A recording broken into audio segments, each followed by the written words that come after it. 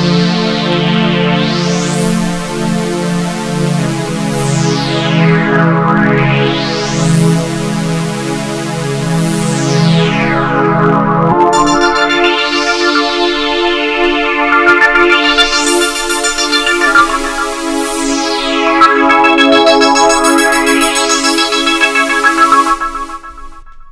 everybody, welcome back. A few things before I jump into the review. First, I'm using my original camera. What happened was two reviews ago, when the original second part got corrupted, it deleted, but the space on the hard drive of the camera was not deleted and freed up. So it's like it's still there in data-wise, so I lost a lot of data on the camera. So I don't have as much time to record, but I'm not trying to do as long reviews as I have been. I'm still trying to keep them good in length, but not too long, so that really shouldn't be much of a problem. So that's back to that, so that should be a lot better, because last time I didn't like the quality or the real look of it. But the second thing is I'm doing a new segment of videos, and it's already been uploaded, so if you're a subscriber, you've seen it, or at least you've seen the link to it. It's like kind of like video confessions, video journals. I'll basically just go around someplace, usually somewhere in a park or on the parkway or something with a nice background, and just talk about whatever, something that's on my mind, and how I'm feeling about it. And it's not every day, every run in the mill, little things like, I had a bad week at work. That's not going to be in there. It's something that actually is a big topic for me and such. There's that, and there's one more video I'm going to do this week, and it's a discussion on how dark and really depressing, in a way, the original intended ending for Ed, and Eddie was. Of course, they went on later, but there was an original ending that was supposed to be the ending before they decided to make more seasons of the movie. And it's really dark and kind of depressing when you think about it. But let's jump in the review for base. One another thing. My reviews are going to get even more stacked up because I am doing Fargo. That's coming on FX, so I'm really excited about that. But let's just jump right into Bates Motel now that we've got that out of the way. I thought this was a very good episode. It developed characters and developed character relationships. It added more mystery, a little bit to the plot. It added a lot of intrigue to the plot, a lot of, what's going to happen next. Really interesting, really well acted episode. It flowed very well. It wasn't one of those that dragged on and it didn't go by too fast. Very paced very well, which I think is the thing the show does really well. But, so, I'll talk about some things that happened throughout the episode, as I always do, what I thought. Now, when we first open up, close to it, Norman comes in, and Norma's sitting there, and he drops some keys, and he drops one of the bottle caps from the beers. And this Norma doesn't really freak out. I mean, she's not in his face and stuff, but she's definitely upset. And she says, you can't be doing this, You're supposed to have a driver's test soon. How am I supposed to let you get that? Your license. I want to know you're doing stuff like this. And she says, no secrets, Norman. You can't have any secrets between us. Which again shows how really weird and close, and how she likes to keep Norman in her clutches and really close. No secrets. You can't keep secrets from me. I have to know every little thing, because she doesn't want to lose him. She doesn't want anything bad to happen to him. But it's just more than that. It's just not a normal mother. No mother wants something bad to happen to their children. But Norma's really extreme, and she's really overprotective and in a strange way. But it really works out for this show, like I was saying. So, now, Dylan, of course, we met the sister last time. Or was it 2 times before? It was last time because, I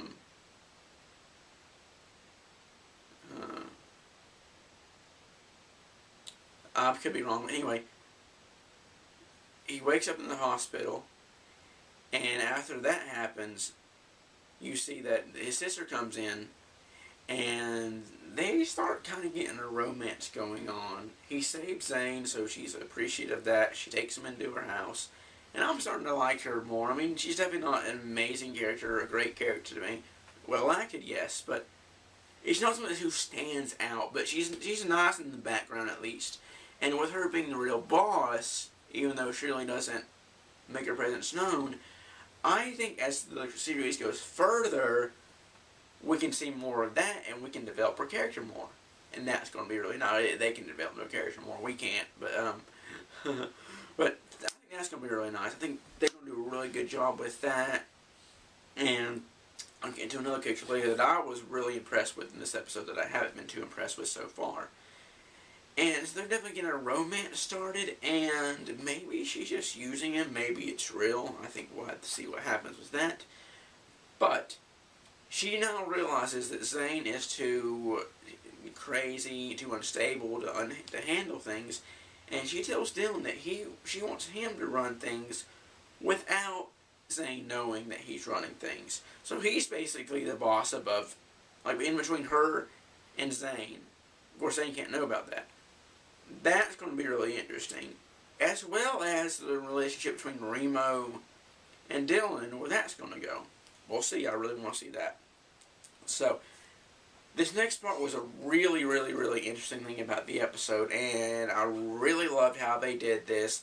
Just random things about what you saw, what you kind of heard, and just the way they did it.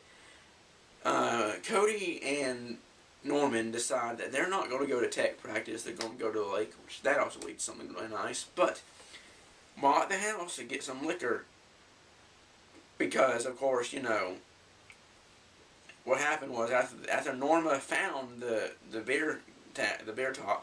bottle top, she talked to Cody and she said something, you know, don't do this with my son, don't influence him, he has medical reasons. And she was really like, she wasn't like, well, no, she wasn't really in her face like hardcore.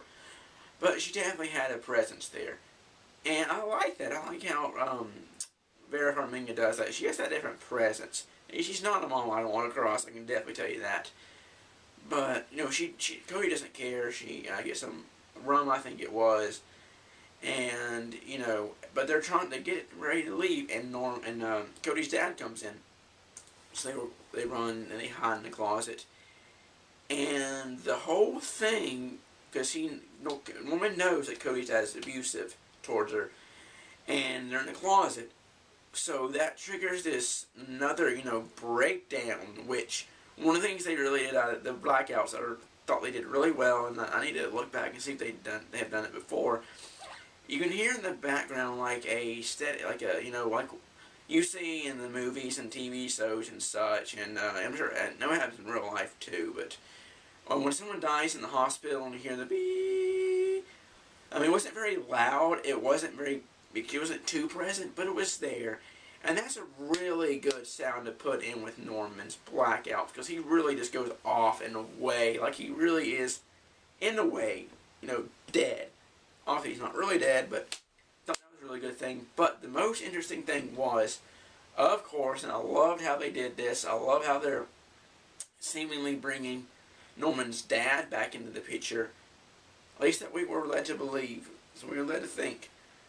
We see a flashback of supposedly, and probably, Norma and Norman in the closet. And someone's outside, he's being really loud, and you definitely get the feel that it was Norman's dad, and he was very abusive to Norma.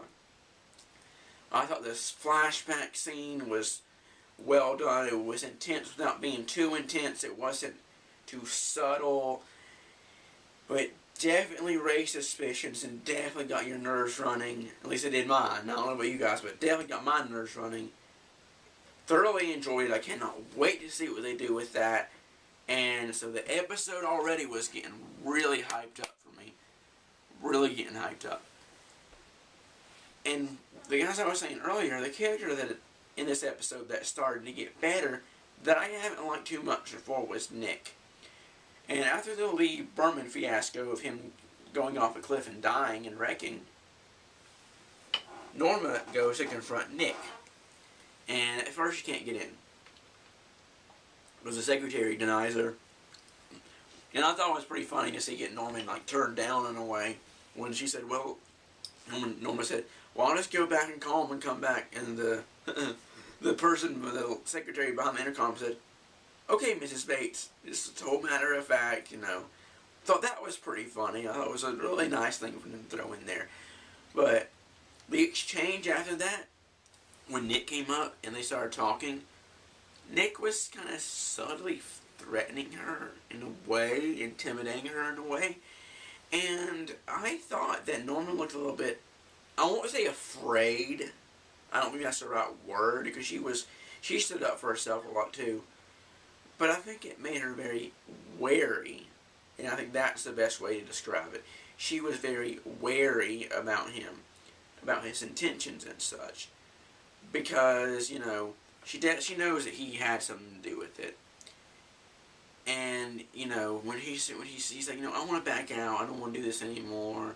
I don't want to do anything with you anymore. And she makes an excuse, you know, we don't know each other very well, and I just don't want to get into this right now. So, and Nick's like, I like a lot of his lines in this. He's like, you didn't want to do this before the report, which was about the endangered species. You didn't want to do this before Lee Berman went off a cliff. And she, in a way, suggested subtly that he had something to do with it. And he's like, are you suggesting that I had something to do with it? He stares her straight in the eye, very stern, not backing down. Of course, she's not backing down. And I thought it was a great exchange between the two characters. And, you know, I think it's a really good, somewhat relationship. Nick's getting more developed. He's not just so stale and so, you know, anymore. Really liking that. But, you know, she's like, you know, and then when they leave, he's like, well, be well. And it's really subtle and really kind of, there's that menacing air about it. That's the phrase I'm looking for. It has a very menacing feel to the air about it. And so, that was really cool. So, one of the things, and I'm not going to get this yet, let me go ahead and talk about, and I'll jump back and forth with this, is, I want to get introduction, was Norma, now that Berman's dead, one of the things I really liked that Nick said was, sometimes, Norma, deaths are convenient. And in that aspect, I don't want to say they are, but yeah, they really are certain things to Norma in a way, and of course to Nick and everybody else. But, you know, he definitely has something to do with it. I'd be surprised if it turned out that he didn't. I am sure it can still turn out that way, but like I said, I'd be really surprised. But anyway, this leads to Norma getting a chance to get on the seat, because Christine comes over and tells her about it, and George helps her to study for it. And I'll get back to that later, but I thought that was a really interesting thing to do, because that's really going to help fight the bypass and bring that more into the series, even though if they go with the original the original Psycho, the bypass still has to happen. But we'll see what happens with that. Now, one of my favorite scenes, there were two. There was what happened at the end, which I'll get to, and this scene, and they're really damn close. I loved how they met, and they made Emma and Gunnar meet Norman and Cody. And you could tell there was tension there between, and I don't think Cody had much, or Gunnar had much, but there's a lot of tension between Emma and Norman, because she still cares about him, he still cares about her, and he's still a bit jealous. I think she's still a bit jealous, even though they each have somebody. And, you know, so that was really cool. I really liked how they did that. It was a great idea to have them meet. And they're jumping off the swing, and you knew when Emma stepped up, I think most everybody knew that something bad was going to happen. And what this led to was really awesome, really well done. Freddie Highmore did a great job with it. Emma, of course, doesn't come up. So, everybody else is standing around kind of freaking out. And Norman just jumps in the water, and he starts swimming towards her. She comes above water. He grabs her and pulls her to shore and gets her safe. He's like telling Gunnar, get some towels, get some towels. And once she's on shore and she's safe, Norman just flips the fuck out on Cody. And he's just like, he's yelling at her, why did you let her do that? That was so stupid. Well, I mean, that was his exact words. I don't remember exact words off the top of my head. But his freak out was so well done, and it really shows how much he still cares about Emma. How much he doesn't want to see her hurt, and how much there's something there. And I think he would have done the same if it had been switched around for Cody, but I really don't think he would have been as, hellfire and brimstone in people's faces, back the fuck up if you're going to get hurt, basically. And then later, when they were talking in the basement, I thought that was a really, really sweet scene, and a really light scene, which is another thing this show does well, and I've been talking about in my recent reviews. They were talking about, Emma was very flattered, and she was very understanding about Norman's freaked out. She actually liked it. She really enjoyed having somebody, get that freaked out about her. She didn't think that he was going overboard. And it was such a sweet scene, and I completely loved it. I love seeing them back in that really kind of close friendship. They really care about each other. That was really great. So, then, this is what every builds up to the end. I'm almost done here. But Cody cares about Norman. I can definitely see that now, unless she's really, really using him, and I doubt that. She tells Emma about the blackouts because she does not want to tell Norman. But she's still afraid. I think she's afraid for Norman, and I think she's a bit afraid of Norman. Emma decides to tell Norma, and that's a really good idea. She really had to. It was not something she wanted to do. She wasn't going to go do skip tra-la-la over the phone and tell Norma. It was something she really had to do. This leads to Norman not getting a license because Norma talks to the driver, ed instructor, about blackouts, and he can't get his license. And this leads to Norman's freak out, where he basically says, no, one thing I liked was, I'm just going to mix it up here. Norman freaks out, and he goes off on Norma. He's like, I'm not your little boy. I can't always be your little boy. And you can't always keep me in the house. And he's really trying to get away from her. The first time he's really, snapped off, but hasn't rebounded right away. And I'm sure he will with everything that happens later on. And the fact that without a car, he's still going to be dependent on her. Or at least dependent on Cody. And dependent on both of them, actually. I'm seeing that lead to that, because now he doesn't have a car and he can't drive himself. But both freakouts are really awesome. I love how the relationship between Norma and Norman is now threatened a bit. Really well. He just walks off. He doesn't give a shit. He's going to walk. He walks to Cody's house. And this part was so awesome. I thought it was really well done. The scene was, again, intense, not being too intense or too downplayed. He starts freaking out, yelling, because Norma told him that Cody told Emma, Emma told her. So he's pissed off at Cody, because she was the first one to say anything. He's yelling at her. He's like, no, calm down, my dad's here. He's been working all night. So her dad comes out, and he pushes Norman away, punches him in the face, and he has Cody in a headlock, and Norman just comes up and pushes him, and he goes down the stairs and breaks his neck. He's obviously, or at least apparently dead. I guess he could be alive, but I highly doubt it. I guess they really could put him in the hospital next episode and see if he pulls through. We'll see. I don't know. I'm not going to say I don't think that's going to happen, but we definitely heard a snap, but we'll see. I really think they could take it anyway. But that was such a surprise to me. I knew something was going to happen, but I did not expect it to happen that quickly. So, what is that going to mean for Cody and Norman? If he is dead, or if he's in the hospital even. Cody is out of the influence of her dad, but she also may not have a house anymore. And one other thing, my last point, I believe, as long as I don't think of anything else, and one other little point. But, Norman definitely gets arrested, because we see it in the previews for the next episode.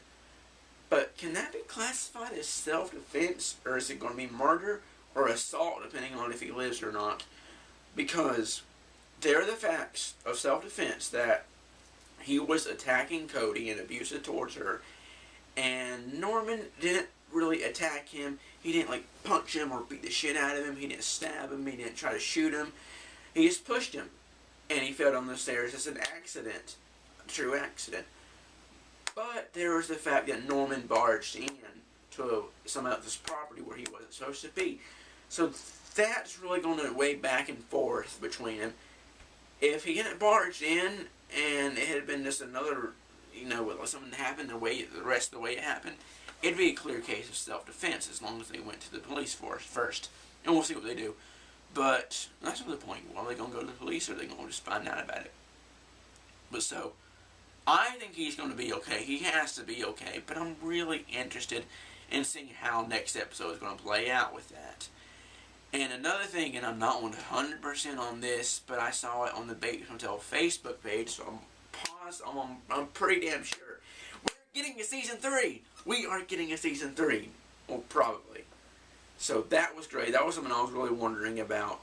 I hope it's true. I think it's true. So awesome. So, there are the confessions that I'm doing now, maybe weekly, we'll see. Ed, Ed, and Eddie reviews coming up, and then next week will be Fargo and Bates Motel. Peace out.